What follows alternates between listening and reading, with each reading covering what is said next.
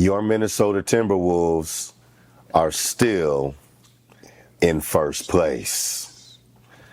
Welcome. You are tuned in to the Coach and the Culture podcast, and we are back in our podcast YouTube home live from the Dream Shop, 3701 Fremont Avenue, North Minneapolis. I am Coach Frank Centwali, or Coach Frank as I'm known. JV coach and assistant coach over at Richfield High School. And I'm joined, as always, by my son, my partner in podcasting, newlywed and about to be new father and got a fresh hairdo, Mr. Lance Gardner. What's happening, Lance? What's up, man? Look, you making me blush. Well, you know, that hairstyle, you know, you like you get ready for one of your modeling photo shoots. Right. Yeah, I got a haircut for the first time in about 3 years, so it feels good. I bet your wife was like, okay, enough, bro. Yeah, before the baby shower, she, for the first time ever, she said, well, not the first time, but the first time I listened to her, she said, you need a haircut. And I said, I guess I do. Welcome to married life. Yeah. Happy wife, happy life. Happy house, happy spouse. Yeah, something like that. Happy first place, happy Timberwolves, even though they came out of the All-Star break with positive news. Mr. Mike Conley signed a contract extension, probably to end his career in Minnesota. I can't really see him playing past the age of 38.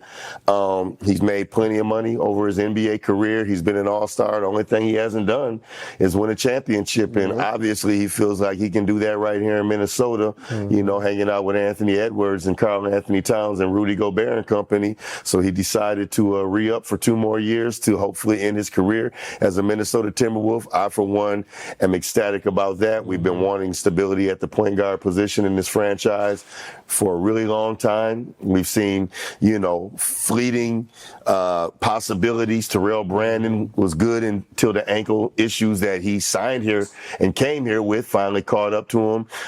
Sam Cassell had him on the verge of getting to the finals until he decided to do a big balls dance after a jump shot, and that ended that. And of course, you know, the Stephon Marbury, Kevin Garnett,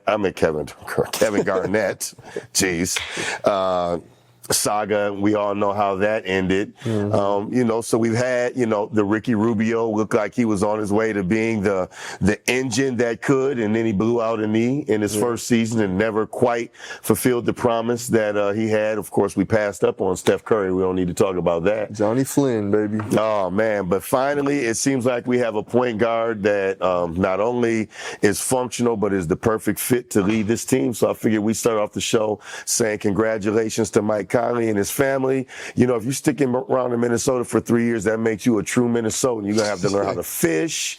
You're going to have to learn how to hang out on Lake Minnetonka. Just keep him off the slopes. Man, no skiing. We don't need Mike Conley at the age he's at going learning how to ski. They don't get to ski during the season anyway, so we don't have to worry about that. Let's just keep him away from lutefisk. Don't let no Scandinavians convince you to taste lutefisk, bro. I've never done it, but I'll take it. I don't want to try it. Yeah, no. But no, very, very exciting for him, for the Wolves, and we got him at a price that's manageable for a starting point guard. You know, who knows next year or the following year at what point, you know, if he'll be our starting point guard or if we'll find someone who's able to step into that role and he can come off the bench, which is a great thing as well. But just having someone that can mentor these young dudes, we talk about the kids being the good and the bad all the time. And so having someone that's committed, that they know is not going anywhere, that they can buy into continuing to listen to and learn from, is a really big deal. So I'm very excited to have him. You know, me personally, I think he's given us more than I could have ever expected getting from him at the age he's at and coming over here. And I'm mad. I'm mad at the Wolves. We'll get into it, but for last night making that man play 30 minutes. Well, I talked about it 2 weeks ago. Stop doing that. Stop making this man play 30 minutes in a game against the Brooklyn Nets. Get this man some rest. Okay, well, I do have to say this as somebody who's gracefully aging. Like fine wine, you know, bottles a little more robust than them slender bottles. I'm more like a fine champagne bottle at this stage of my life. But I will say this, Yes, LeBron James is special, but I do think that we have to start to hold the narrative about what is an old or aging player in 2024. The fact of the matter is dietary and nutrition knowledge, how guys are able to take care of their bodies, how guys are able to train, and the knowledge that they're able to have at their resources, at their disposal, and how to take care of their body. Yes, 36 is an aging point guard. 38, which is what he would be if he plays out his contract, is old by basketball standards, no matter what era you are playing in. But being a 36, 37, 38-year-old player in 2024 is not like being a 38-year-old player in the 1990s or the 1980s, even the early 2000s. There's just the guys that are committed and the guys that are serious-minded have all of the possibilities, all of the potential in the world to take care of their bodies and play at a high level longer than you would expect. I expected Mike Conley to be good when he came over here. I do think he's been better than maybe any of us anticipated. But he hasn't been a player who's really had to deal with a major injury throughout his career. And I think as we look at guys playing longer and longer and playing still at a high level, we look at, Steph Curry's dang near the same age as Mike Conley. LeBron James is obviously an anomaly in all factions. But you look at, guys like Kevin Durant, those guys, they're not quite ready to hand over the mantle to the young guys.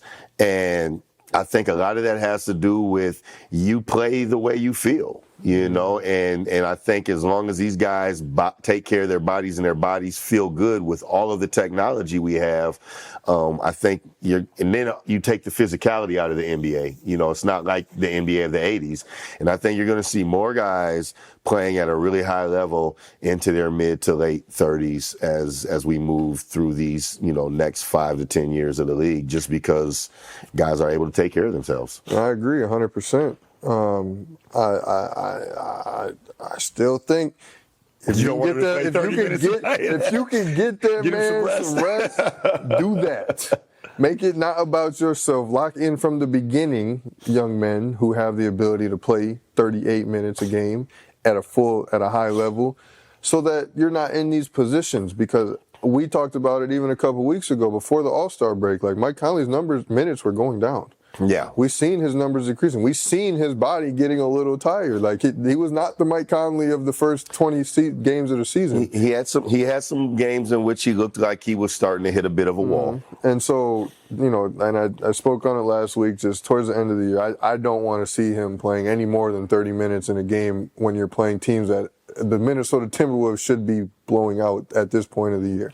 Not saying it's going to happen every single night, but the majority of these games of teams that are under 500 that aren't playing for a whole lot. I know the Nets are in a race, but they're in the East with a bunch of teams that aren't playing very well. Let's be realistic. The fact that they're 6-7 games under 500, they've lost. They come in having lost quite a few games in a stretch. It's a team you got to handle business against. Right. But at the same time, the All-Star break is kind of a restart for everybody. Teams that now have an identity, at this point in time of the season, everybody has an identity, and teams are starting to look at what does their maxed out potential look like. Right. And so, and we're going to get back to the Brooklyn game, but as it relates to the Mike Conley conversation, that's why they brought in Monte Morris, and we didn't talk a lot about that on the podcast before the All-Star break about that acquisition. But I think you're going to start to see him, get more of those minutes as we move forward here, as he gets into better shape, coming off of his injury, and gets better acclimated, and hopefully that can buy Mike some rest. There was a lineup out there, and I don't want to get ahead of ourselves and get too much into the Brooklyn game, because we're going to talk about it later in the podcast, but there was a lineup out there where it was essentially Ant, Jaden, Kyle, Cat, and Nas. So there's no point guard on the floor, unless you want to consider Kyle the point guard in that scenario. So Chris Finch got creative. He's getting creative. Teams are starting to attack Mike with big guards. And we're going to talk about Milwaukee next. And you saw that in the Milwaukee game. And so I do think Chris Finch he understands that. And I think this is why Kyle was so important. He understands that there's going to be times in the playoffs where Mike can't be on the floor. And perhaps Monte can't be on the floor because he's not much bigger. And so then it becomes, okay, when you can't have either one of those guys on the floor because you're going against a LA Clippers team with Harden and Westbrook in the playoffs, they're going to pinpoint that Conley matchup and take advantage of the small guy. Even a Oklahoma City team now with Shea playing the point, and whether you got Gordon Hayward on the floor with them, or they just go big in their backcourt, which they are kind of big in their backcourt. They're small on the front court, but big in their backcourt. They're going to have answers for that. But I do agree with you that Mike being able to run offense down the stretch of games and not having played 30 minutes before he has to do it, I think is going to be critical for their playoff chances. Let's backtrack a little bit. I mainly wanted to start off the show by saying congratulations to Mike Conley. You are truly Minnesota Mike now. Welcome to Minnesota. Hopefully you like the summers. You get to play basketball and travel all winter, but hopefully you and your family like the summers, and you're going to be here for a while. So settle in. Settle in, bro. Settle in. Let's get to talking to, we had a 2-game week, and they started off coming out of the All-Star break with Milwaukee, a game in which I think I tweeted out on X that this was going to be a good litmus test, not only because you had a sense that now Doc Rivers was going to have had the opportunity to really work with his players. When Doc Rivers got hired, they were on a long road trip. They come off of that road trip. The first time they played in Milwaukee, Dame Lillard did not play. Timberwolves kind of took them behind the woodshed coming off of a loss at Chicago that the Timberwolves had to be, really looking to try to get that taste out of their mouth. You knew that Milwaukee was going to come into this game and start to ratchet up and give it that first round, at least playoff type of effort. And I wanted to see how the Wolves were going to respond, how they were going to come out of the All-Star break, especially the kids, especially Ant. What was his mentality going to be? Because he said some things during the course of the All-Star break in his press conferences that made me believe that he didn't quite grasp the sense of urgency that you needed to have coming out of this All-Star break. He talked a lot about the All-Star break being a break and talked a lot about it being time off and not really wanting to play because it was knee and he wanted to rest. And he sounded very much like a 22-year-old kid that was looking forward to a vacation in the middle of his most important part of his work year. And Shea Gilgeous-Alexander tweeted out on his feed something to the extent of who needs time off or who needs a break, second isn't good enough. And when I saw that, I was like, given all the back and forth and the comparisons between he and Ant, I was like, yeah, that's a sub. That's a subliminal shot at Ant. That's what I felt like when I read that. Like, yeah, while some of us think it's okay to take a break and be resting on their laurels, I got big things in mind. I'm back in the lab. And, very quickly, Oklahoma City made up the gap. By winning a tough game against, I believe it was Denver, was it they played coming out of the break? Somebody coming out of the break. No, it's Clippers, I think it was, coming out of the break. They took the Clippers behind the woodshed, and then they beat up on the Wizards, which who's not going to beat up on the Wizards at this point in time? But they handled business against the Clippers, and I think that from a leadership standpoint, Shea's tweet was a statement. Not only I felt like a subliminal message to Ant, but also to his team, like, as your leader, follow me. And I didn't get that same sense from Ant. And so I wanted to see how they were going to come out against Milwaukee. And it looked like their leader was still on vacation. Yeah, he started the game 5 for 20. There you have it. And on top of that, just didn't seem to be taking good shots. He didn't seem to be locked in. And then his partner, his road dog. His road dog had 2 points and 1 rebound. And 1 rebound in 24 minutes. Speaking of Jaden McDaniels. And we have been talking ad nauseum for about the last 4 or 5 episodes. Excuse me.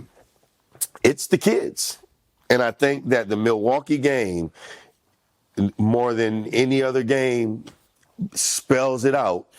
It's the kids. Yeah. You know, Cat has been extremely consistent lately. Even on games where he's not shot the ball great, which is far and few between, his energy level, his effort level, and his intentionality has been very consistent. Yeah. Rudy has been consistent pretty much all year long. That doesn't mean he's played great every game, but his energy level, his intentionality has been consistent. You know what you're going to get out of Mike. Mike's had some duds. We talked about that before the All-Star break. He had some horrible shooting nights, but you can never really question whether or not Mike's intentionality is there. Right. Jaden McDaniels and Anthony Edwards, sometimes you have to question their intentionality. And when the kids play well, the Wolves usually win. When the kids don't play well, they don't win. And I said after the Milwaukee game, while everybody was kind of talking about what went wrong or their energy level, or this, that, and other thing, I said, Anthony Edwards played like trash. Mm-hmm. And people are going to look at those 3 late threes that he made to kind of give them a chance. And they're gonna look at the scoring totals. They're not gonna look at the inefficiency. And the casuals. What do you mean Ant played like trash? Probably the most important play in that comeback was when they switch Rudy on to Dame. Dame goes to the basket. Ant's guarding Giannis. Rudy makes Dame take a really tough one-handed, high off the glass layup attempt. And you know how I feel about boxing out as a coach. Mm-hmm. And anybody who's listened to this podcast knows that my blood pressure boils when I see players just saunter into the paint and stand there and look up in the air and wait for a ball to come down. And Ant did exactly that. He literally walked. He didn't even look at Giannis, who was out on the three-point line. At crunch time, with a minute to go in the game on a possession that you have to have a stop. You need a stop, you need a score, you need a stop, you need a score. He makes no attempt to have a sense of urgency on boxing out the former MVP, the finals MVP, who because of how Milwaukee has played that game all night long, is determined that they are not going to lose this game. Yep. And Giannis goes in and gets fouled on a putback attempt because Jaden, of all people, tried to come over last minute and get a body on him much too late. I think Giannis only made 1 of the 2 free throws, but it's the difference between you get a rebound if you box him out and a run out, and you got a chance to cut the lead to 4 or 3 versus now you're taking the ball out of bounds down 7. Yeah. No, Ant came out flat. Ant didn't do anything that was substantial until those last 3 minutes of that game. And then what did he do? He locked in. It's amazing what happens. He made shots because he did focus better. You're absolutely right. The funny thing is he made shots because if you look at all his threes before that time, they were very casual. There was no legs. There was no arc. It was line drives. It was flat. And then all of a sudden, he's got bounce and the ball, and he's bouncing up off the floor and shooting shots. And lo and behold, they're going in. So when I say locked in, because he hadn't been locked in that entire game, yes, right? You're locked in, but when you start a game locked in and you're playing that way, you don't miss a beat. Right. When you're not locked in and then you get locked in, you might make a couple shots like you stated, but you're not subconsciously doing the things that need to be done. You're going to have lapses like not boxing out in crunch time. Exactly. It's simple as that. When you start that way, by that, it's just how you're operating. You don't need to think to go box out somebody, right? You don't need to put yourself in the mindset of, okay, now I need to do all these things. You're already doing them subconsciously because you're playing the game. So when I say he locked in, he did lock in. He said, okay, I'm gonna like, we're down and I'm gonna try to bring us back. No, Cat got him going. Because Cat decided at the start of the fourth quarter, Cat decided we're not going out like this. Mm-hmm.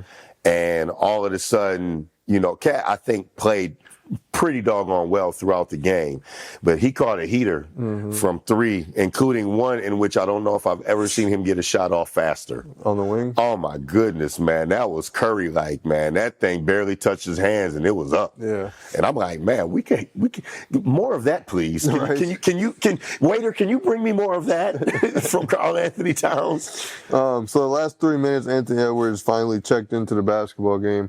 But Jaden McDaniels, we've said it time and time again, he is the X factor. Absolutely. So even unfortunately Ant wasn't locked in. If Jaden McDaniels still puts up his numbers, we have a good enough team to where we can pick up one player, even if it's Anthony Edwards, even if it's our best player, our team is good enough overall that we can pick him up, right? But when you don't have Jaden McDaniels or Anthony Edwards, and more so even Jaden McDaniels, because he is truly the X factor, the Timberwolves are never in a good place. I mean, 2 points, 1 rebound in 24 minutes. Very rarely can you win an NBA game, especially against a high-quality opponent, a contender. Somebody argued with me about whether Milwaukee was a contender in the East, and sometimes I just don't even bother with people, and I'm just like, oh, okay, holler at me come playoff time. But it's hard to win a game when one of your starting wings, which is the premier positions in the NBA, gives you 2 points and 1 rebound.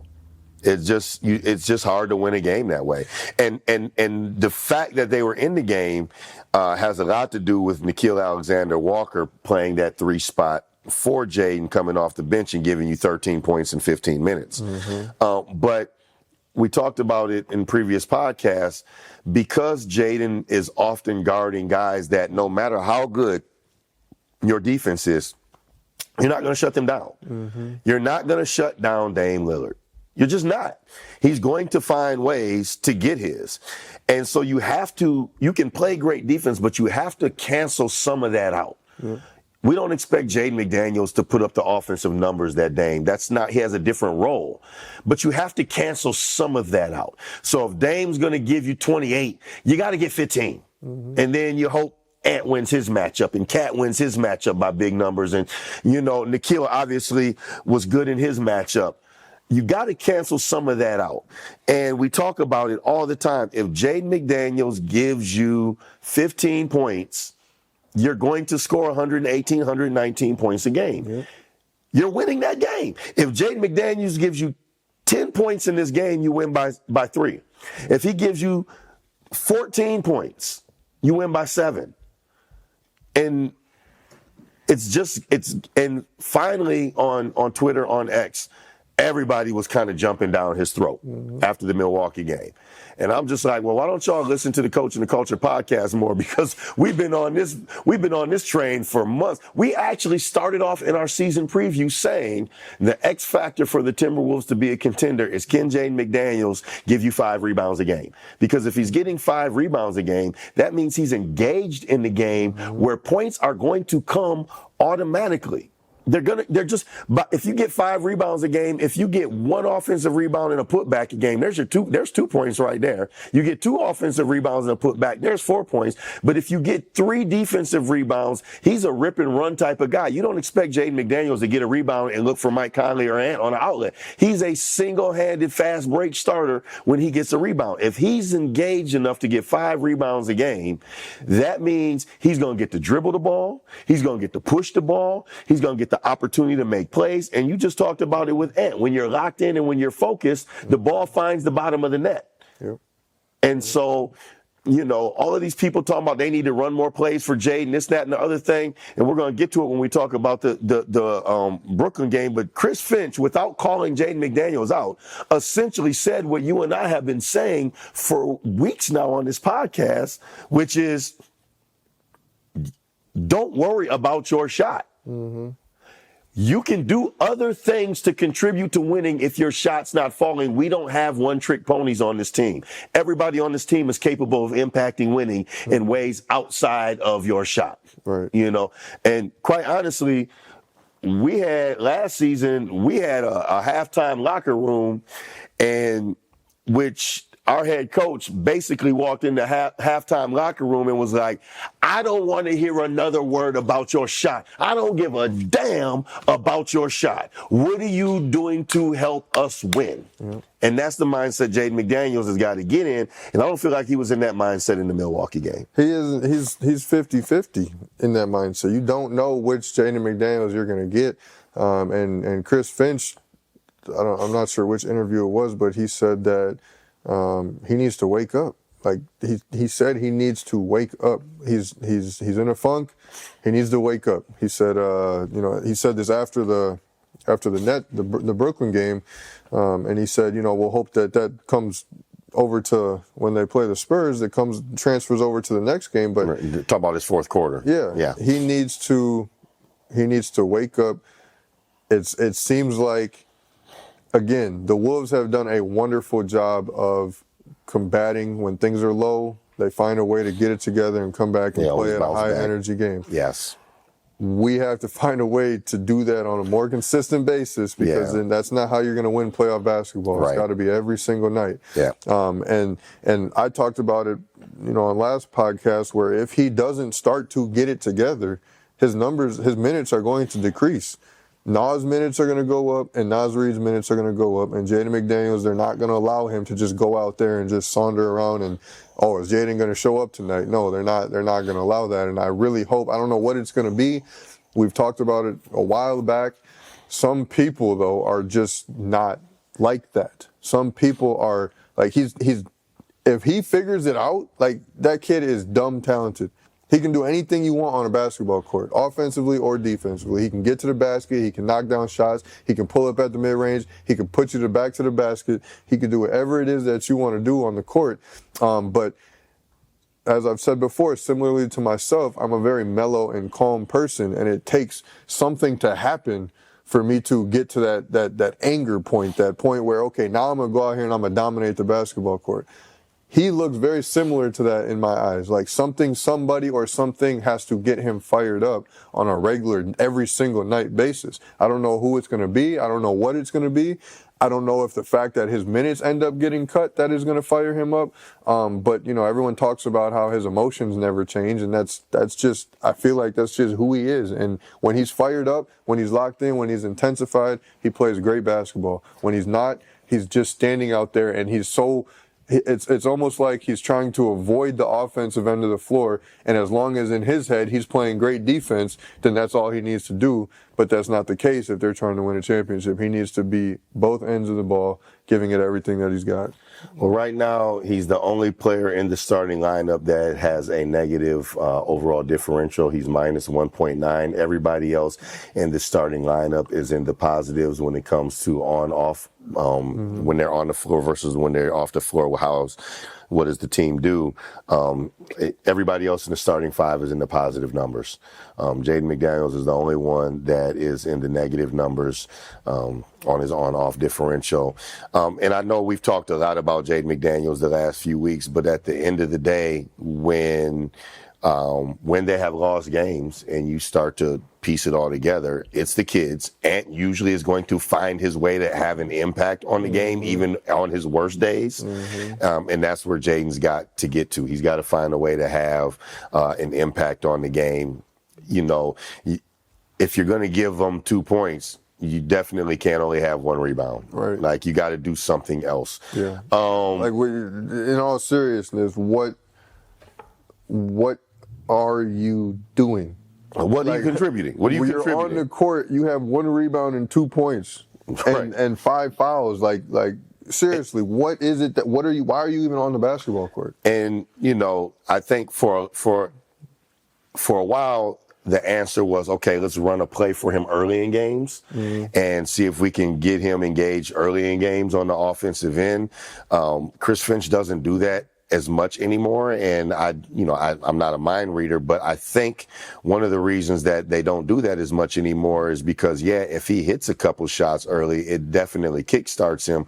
But if you run a couple plays from early and he goes 0 for 2, then that tends to have the reverse effect. Yep. And so, that's a risky proposition. And on top of that, like at some point in time, you have to look at the big picture, as the team picture, and you have to stop making it about you, and you have to figure out a way to get yourself going. You can't be counting on the coach to get you going when you are a starting wing for the number one team in the Western Conference that everybody is doubting. Right. Nobody is giving the Timberwolves any respect as a number one seed. And if you're going to be the starting small forward on the number one team in the Western Conference, you absolutely have to, produce and kickstart yourself.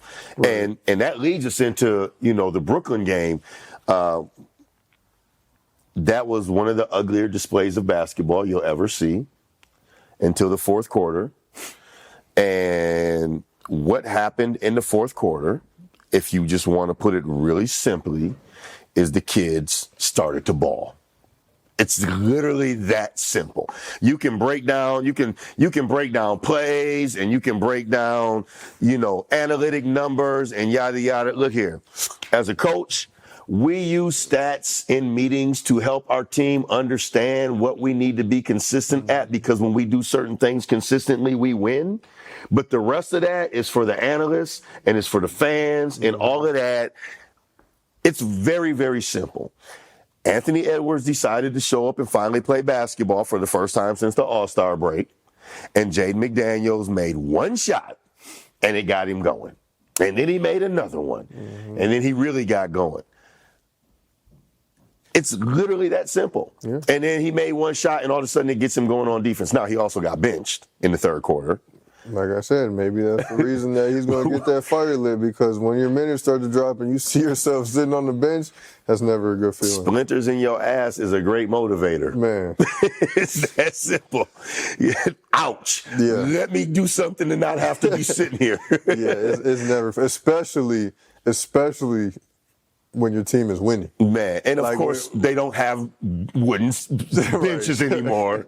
But y'all get the idea. Yeah. You get the analogy. When you get benched and your team is still producing, it's a really bad feeling. Like, when you get benched and your team is dropping, like the level of play is falling, okay, I'm good. Like, my team needs me.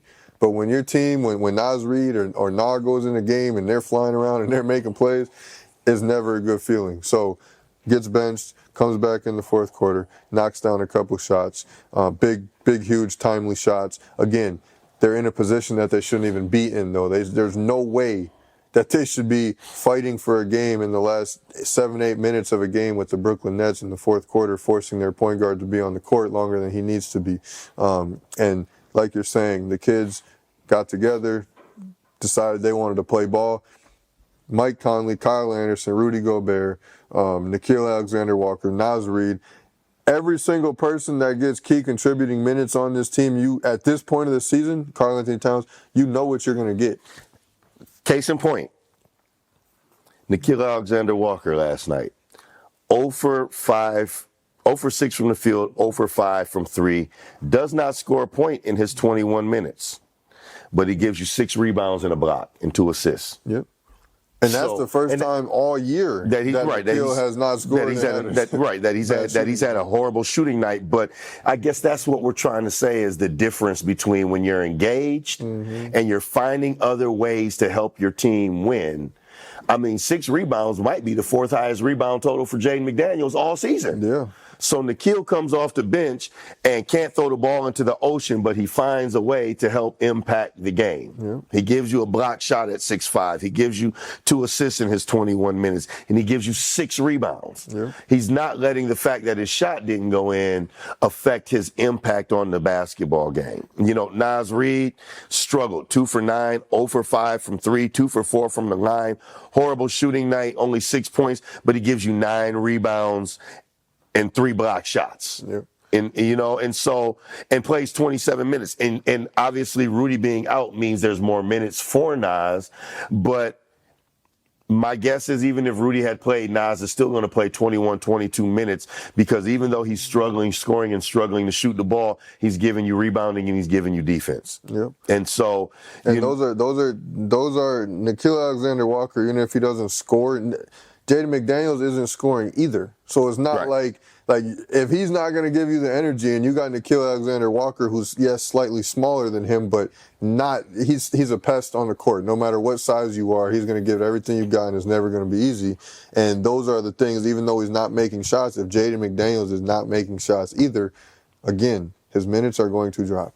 And this is, so for those of you who like to say Jaden McDaniels is always guarding point of attack, how can you expect him to go get rebounds? He's always out by the perimeter. This is what I will ask you. When Nickeil Alexander-Walker comes into the game, who is he guarding? The best player on point the team. Of attack. So how is that Nickeil Alexander-Walker at 6'5" can go get 6 rebounds in 21 minutes, and Jaden McDaniels has 2 rebounds in 33 minutes if they're both playing the same role on the defense for the team? Yep. Yeah, no. And that's what I'm getting at with Jaden. And look, I agree with you. I think he has all the potential and all the talent in the world. But these narratives, these arguments, these excuses that oftentimes fans make for him, they just don't fly. And Chris Finch basically said last night, this is not the time to be worried about your feelings. I got a song, it's called Fuck Your Feelings. And it's a rap song. Yes, I do that too. And Chris Finch is basically saying, fuck your feelings. We don't have time to be worried about your sensitivity and your feelings. We are playing for something as a collective that is greater than. Mm-hmm. And so Jaden McDaniels has got to get out of his feelings, and he's got to do whatever it takes to contribute toward winning. Forget about your shot, whether it's going in or not. Forget about how many shots that you are getting out of the offense. Go get shots for yourself then. Go offensive rebound the basketball. Make a basket cut at the right time. Go get you a steal and a dunk. Mm-hmm. Find ways to impact the game. Get you a rip and run. Grab you a defensive rebound, push the ball up the floor, make a play. Find ways to impact the game. If you want to be on the floor, don't get out-rebounded by a guy who is 5 inches shorter than you, who's doing the same job as you when he comes into the game. Yep. Yeah. Impact the game through energy and effort and motor. And one thing that with Jaden McDaniels that we do fail to realize is he's showing us the potential, but he's never in his entire stint of being with the Wolves been that consistent player. Yes, but I will say this.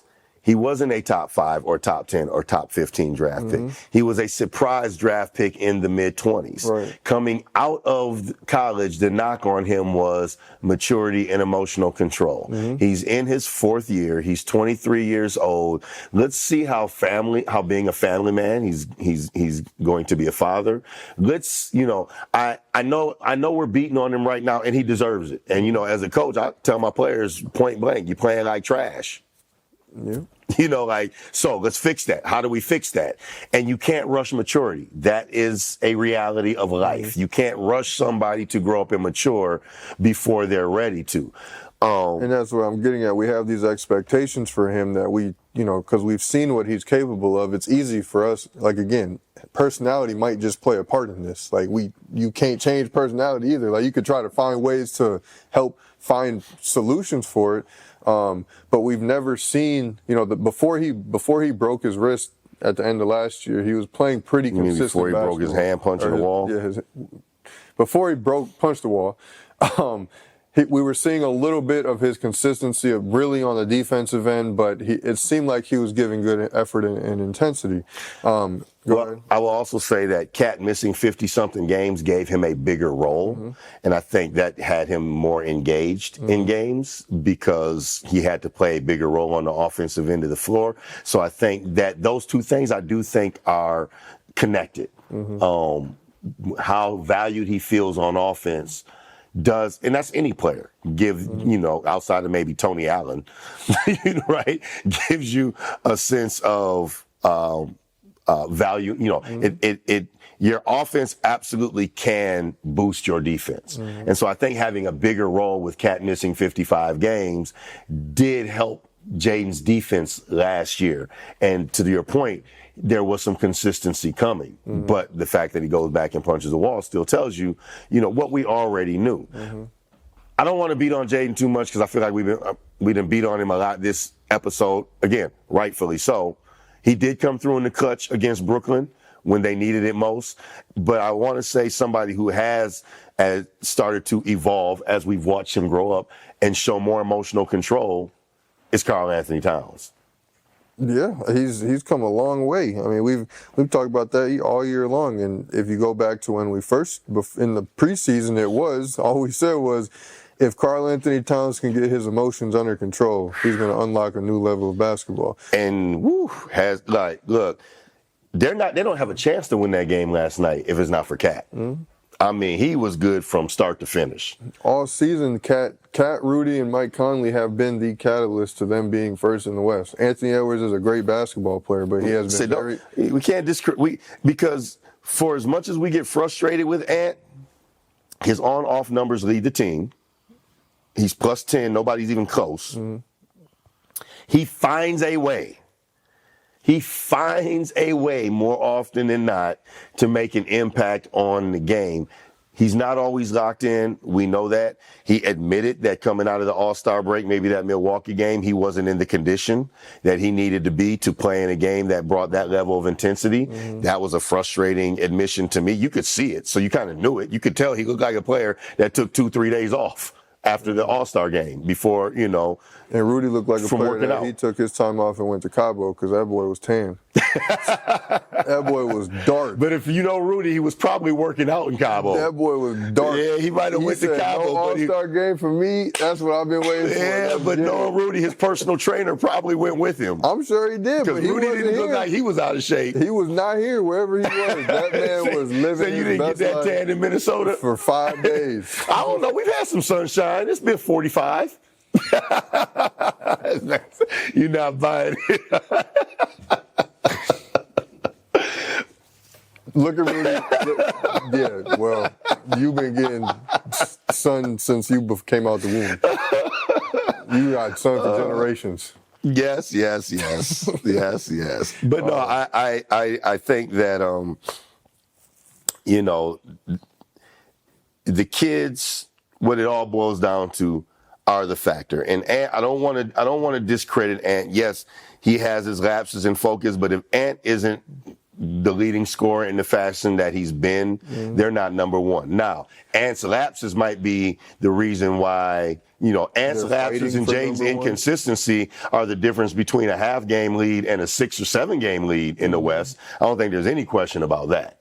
But I don't want to, we pick on the kids because when the Wolves struggle, that's usually where you can point, although there have been a couple games where you go, if Mike doesn't go 0 for 7, but that's like one game or two games, I guess where I'm going with Cat has been the most, Cat, Mike Conley, and Rudy Gobert have been the most consistent players on this team. Absolutely. And they should be. At the end of the day, they should be the most consistent players on the team. Cat's the highest paid player on the team. Rudy's the second highest paid player on the team. And Mike is the oldest vet on the team. So they should be. Right. At the end of the day. And that's what Tim Connolly was doing when he brought in Rudy and then went and got Mike, was surrounding those kids and Cat, for that matter, because, we haven't talked a lot about last night's game, but Cat's defense, I thought, was phenomenal last night. I mean, NBA players are going to score, but if Cat's not locking up, Brooklyn doesn't score 86 points. Right. And Jaden did do a great job against Mikal Bridges, so I got to give Jaden some credit on the work he did on Mikal Bridges. I thought Ant was solid on defense last night. I mean, obviously. And they held him to 80. Yes, they're very solid. What they held him to? 86 points? They held him to 86 points. Yeah, that's great. So the defense was there. Now, scoring 101 points against a team as bad as Brooklyn, that's not, that also underscores Rudy's importance on the offensive end in the way that he gets guys open. But let's be honest. If Anthony Edwards and Jaden McDaniels give you 4 quarters of that fourth quarter, that is a 30-point blowout. It's not a 15-point win. It is a 30-point blowout. Yep. And that's Conley what we're gets getting to at. sit on the bench. And Mike Conley only plays 22 minutes, and he gets to rest him 36-year-old knees. So nonetheless, they go 1-1. A disappointing loss to Milwaukee, not in the fact that they lost to Milwaukee, but that they never matched the intensity and the sense of urgency. The third quarter was an atrocity, and they just. And then at winning time, you just didn't feel like Ant and Jaden did the things necessary to win the game. On the flip side, Dame Lillard and Giannis showed you why they are Dame and Giannis. And that's what makes Milwaukee dangerous come playoff time once they get Middleton back. And what Dame did down the stretch of that game is what every team in the NBA fears come playoff time. Mm-hmm. If it's a close game, coming down the last 3 minutes of a fourth quarter, and they're going high screen game with Dame and Giannis, or they go drag screen, high drag with Lopez and Giannis and Dame, how do you stop that? Right. Yeah, it's dangerous. And to add to your kind of disappointment in the way that they performed, I mean, that again comes to the maturity level, because I knew that the Bucks were going to come out trying to light everybody Absolutely. up. Like they just went on a stretch where they didn't 2 for 7 or something like that, or 2 for they lost 2 games in a row coming into the break. They had been struggling coming into the break. They had dropped some places in the standings. They had lost quite a few games in a row. I think they were 2 for 7 in their last 9 games prior to the All-Star break, somewhere in that range. And so I don't play basketball no more, and I'm not in the NBA, but I knew that the Bucks were going to come out with a fire under them, and they finally had a chance to practice, right? And so they got all of these things, and you have this lack of intensity from again your star player, your player that drives this team. Well, he took some time off. Lack of maturity. He needed some rest. He took some vacation time, and probably didn't take his trainer with him.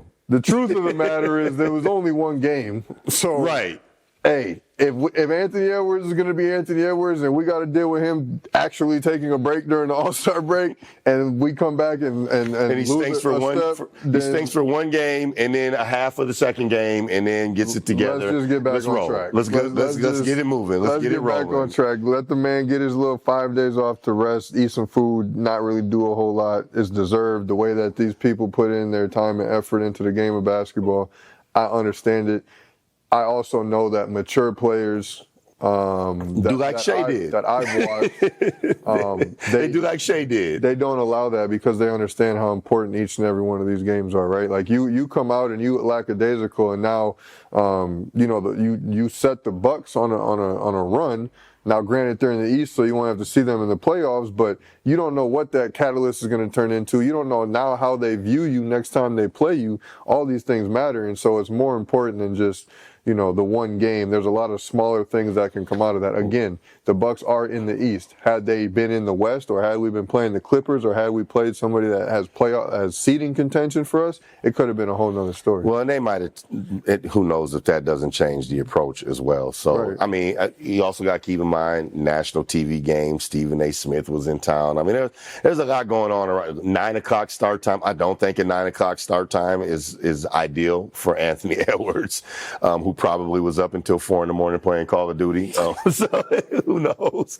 Who knows? But nonetheless, they're still in first place. The fact that they played as bad as they did against Milwaukee and only lost by 5, that says a lot. And then the fact that they come back and they handle business against Brooklyn. Maybe it was not as easy as we would have liked it to be, but kudos to Karl Anthony Towns. Kudos to Ant, who ends up scoring 29 points on 23 shots. He ends up with 8 rebounds, 3 assists. I mean, he got it together. He only had 1 turnover. Cat only had 2. They kept the turnovers relatively low. Jaden McDaniels had 3 turnovers, but, part of why he got benched was, dude, you can't be turning the ball over if you're not going to score or rebound. More turnovers than rebounds, right? Rebounds combined. Right. So, but he hits 2 big threes in the fourth quarter. Ant gets it going. They come away with the win. They got a couple days to regroup. They got some games coming up that they should win. We talked about it going into the break. If they come out of this homestand 6-1, is it an 8-game homestand? 7-game homestand. If they come out of it 6-1, 5-2 at worst. That probably keeps you in first place as you get ready to go on the road. So, let's see how they build towards some tough opponents on the back half of this home stretch. Spurs and Grizzlies and Kings in the next 3 games until we meet next. And you think they should be on a 3-game winning streak going into the Kings game. And they should probably feel a sense of urgency against Sacramento, who came in here and kind of beat up on them in their only appearance here at Target Center. You don't want to set the precedent and have a team that you might see in the playoffs, a potential first-round opponent, come in here and beat you twice in the regular season on your own home floor. You don't want to give them that confidence. So hopefully they'll have some sense of urgency there. And then I believe they have the Clippers coming. Probably going to be a Clippers team that's going to have revenge on their mind because they've been embarrassed by the Wolves twice already this season. So, if you can go into the Clippers game with a 5-1 homestand and then hold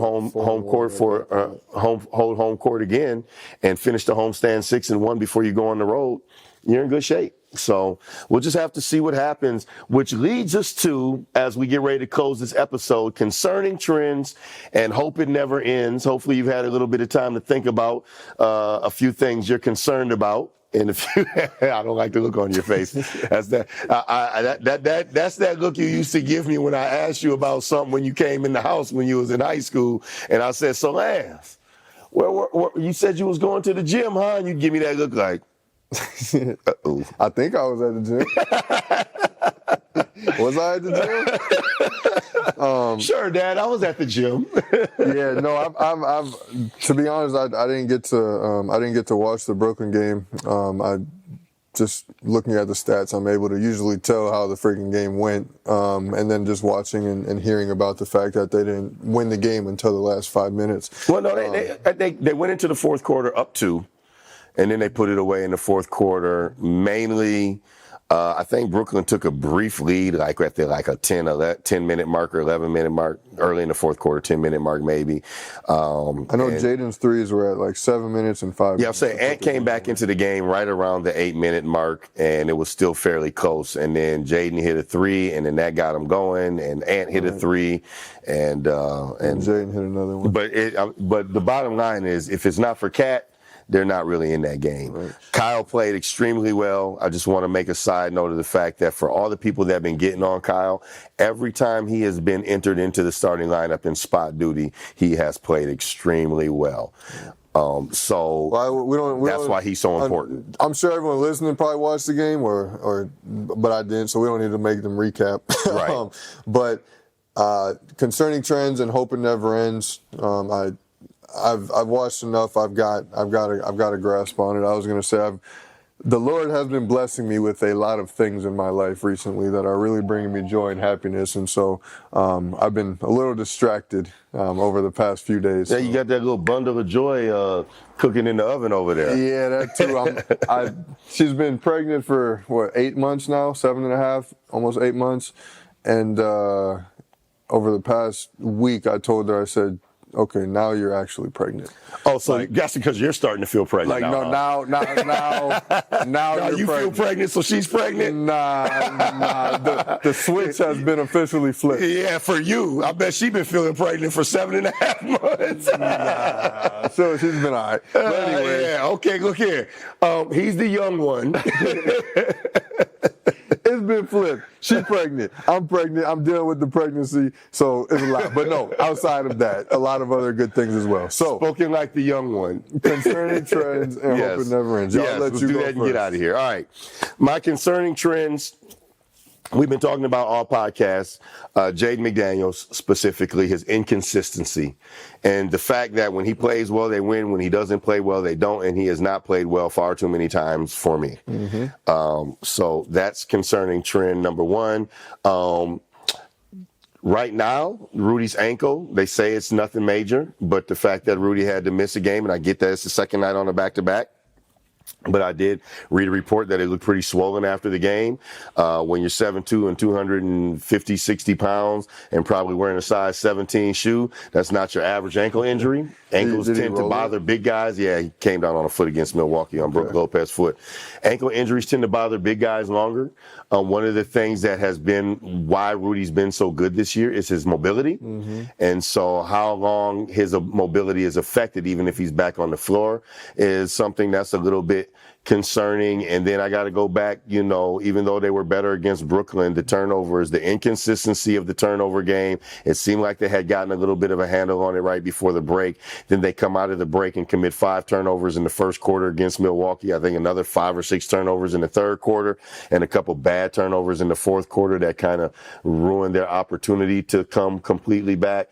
So, the turnovers are going to be a concerning trend until they have a consistent month and a half long stretch, maybe the rest of the season into the playoffs, of showing that they can not turn the ball over at a high rate, especially in the big games. Okay.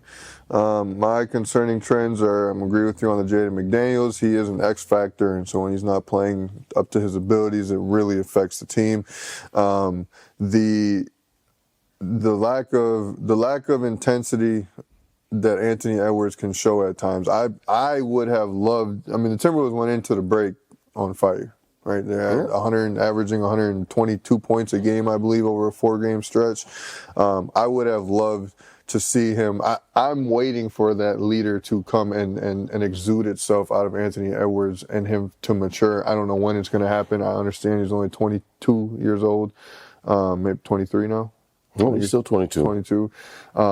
But I know it's there, and we all know it's there, and we understand the difference when he's able to bring that out of him on a regular basis. So, just the lack of urgency and intensity that can be portrayed throughout the kids, and then the third one. I'm just gonna go with the fact of I don't like them being close in games that they should be winning, and that kind of goes into the intensity. But it just seems like, the Blazers game, that back to back, they beat them 128-91 and 121-109, and the Clippers before that they won by 19 points. So those games, when the Timberwolves are doing that, they're playing the basketball that they need to play. When they're playing down to their opponent's level, it's never a good look. So I want them to end the year in first place. They're going to have to do more of that, playing from start to finish, blowing teams out, and getting those wins that they need to get. So beat the bad teams and beat them handily and beat them early. Yeah. Hope it never ends. Be really quick. First, hope it never ends. Karl Anthony Towns' consistency, leading by example, and his three-point shooting volume. Give me more of them quick trigger threes from Cat. Let's get him up, knock him down. So, Karl Anthony Towns, my first hope it never ends. Them being in first place, I hope it never ends. I know Oklahoma City's hot on the trails. The Clippers are hot on the trails. Denver, they have 2 games on the second night of back-to-backs before the season is over against Denver. So, I hope they can finish this season in first place. I hope that never ends. And the third, hope it never ends. The Timberwolves are one of the better shooting teams in the league, and I would like to see them continue to shoot the ball extremely well. If they can clean up the turnovers and get Jaden McDaniel producing and continue shooting the ball the way that they have throughout the course of the season, the Brooklyn game notwithstanding, then I think that gives them a really good chance with the defense they play. So those are my 3 hope it never ends. Okay.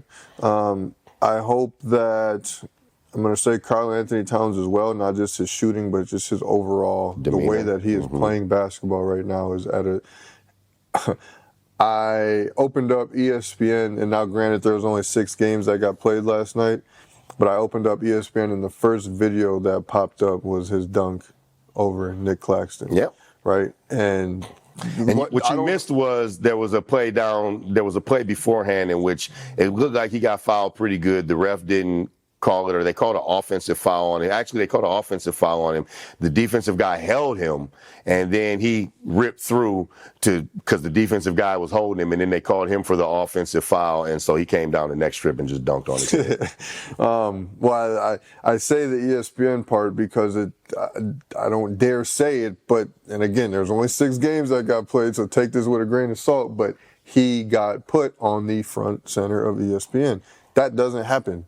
Anthony Edwards has made it a couple times Karl-Anthony Towns has never been front center of ESPN. So for him to get that post, that acknowledgement after this All-Star game, that was exciting to see, because I think he deserves some respect the way that he's playing ball right now. I agree. Also, hope it never ends.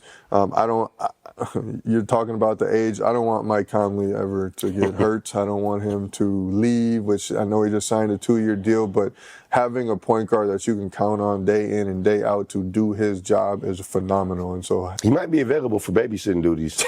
I got plenty of family for that. But no, hope that he stays healthy, because losing him would really, really hurt this team.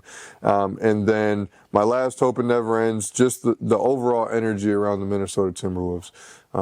Everybody's talking about how well they're playing right now, and how guys that don't even watch basketball are talking about the Minnesota Timberwolves. People that I know that are hockey fans or baseball fans are talking about the Minnesota Timberwolves. Yes. I saw someone post today, my ignorance is bliss, but or no, he said I may sound ignorant, but watching these Timberwolves, I don't know what is a foul and what's not a foul, and how the ref officiate this game. And I'm like, all that tells me, the rest of us, right? That's what I'm saying. But all that tells me is he doesn't watch basketball, right? And the Timberwolves have got his interest, and that is a really cool thing for the state of Minnesota, because the Timberwolves have been a laughing stock in the state for the longest. The Vikings do a little here and there. The Wild get good at a certain point. The Twins even get a little notice going on, and the Timberwolves have just been trash for years. And so it's good to see them coming around. Shout out to Chris Finch. Shout out to Tim Connolly. Shout out to the new ownership of putting together something that's on the right track. Yeah. You have been tuned in to the Coach and the Culture podcast. We are over time, so we are bouncing up out of here. We're recording live from the Dream Shop over on 3701 Fremont Avenue, North Minneapolis. It is a cute and quaint little boutique, and if you are looking for a gift for someone, you got a birthday coming up, March is Women's History Month. If you're looking for something representing women empowerment, Black women empowerment, if you want to celebrate with a woman in your family that recognizes the accomplishments and struggles that women have gone through, trying to get equal citizenry and equal status in this country, around the world, really, come on into the Dream Shop. Check it out. This is where we record from when we are live every other Sunday. So check us out. Check Markella out. Come spend some money. Support Black business. We'll be back next Sunday recapping the week's games. I am Coach Frank for Lance Gardner, and the super producer making us look good, sound good, Lloyd Leon Coop. I'd like to say thank you for tuning in to the Coach and the Culture podcast. Peace.